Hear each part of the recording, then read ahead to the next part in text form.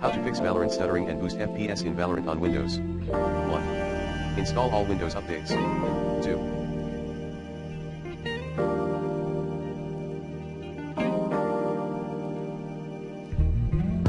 Change your power plan. 3.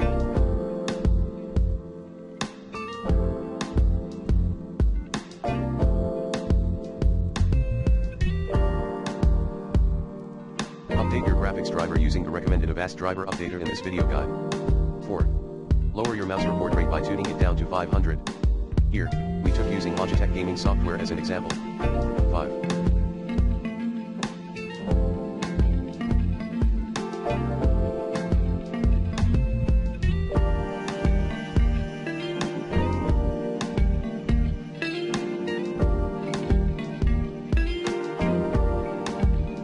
Turn on VSync in Valorant settings.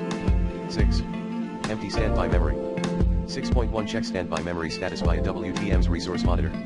6.2 Download and run download empty standby list at https://wj32.org/wp/software/empty-standby-list as admin. Additionally, you may make empty standby list run with your Windows via task scheduler.